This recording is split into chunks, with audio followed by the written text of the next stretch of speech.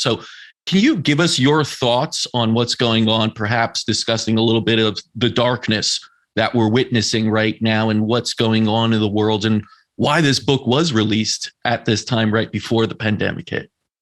Absolutely. So, as a shaman, one of our roles in life is to be able to forecast and see what is going on with humanity as far as our projection of our evolution, how we're operating in our sociological understanding, and how we're creating what we call social cooperation. So when I started projecting into that space, I noticed that there was going to be, the whole world was going to be shut down.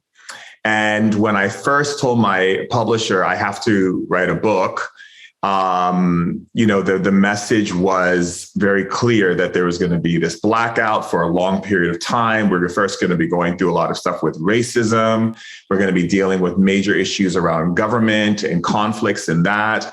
We're going to be dealing with, things to do with vaccinations and things to do with the health in the body as far as like viruses and this type of stuff. And my publisher, when I first presented my first manuscript, was so scared because he was like, you sound like you're writing a doomsday book, And what I found very fascinating in it was that it was hard for them to be able to grasp the level of what I was speaking about. So the book was going to be called Blackout 2020. Are you ready?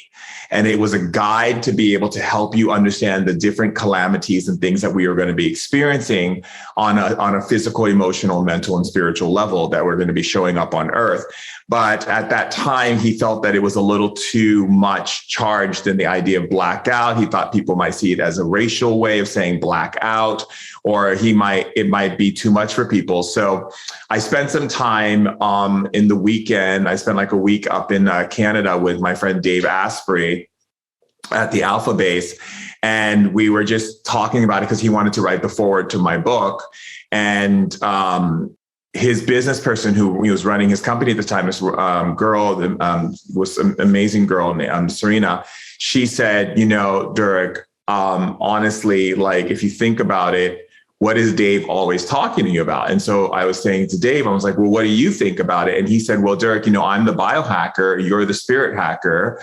You've always called yourself a spirit hacker. So why don't you just call it spirit hacking and bypass all of that, red tape and just get this book out, right? So the problem that we had in the beginning was finding a publisher that would publish the book right before the whole pandemic.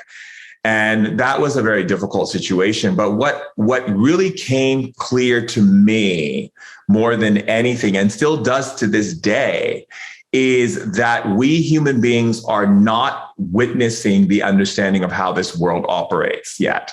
And the world is not there to punish us or to hurt us or to put us in a box or make us afraid.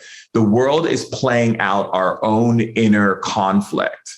And even though we have a system that likes to keep us in separation and keep hierarchy as a state of how we operate in society, so that so there can be these reasons for codependency, we have to understand that system doesn't understand that the repercussions of that are creating all the things that we're seeing right now and all the things that we will continue to see as long as we don't understand that the true conflict takes place within us and how we interrelate with ourselves and with each other.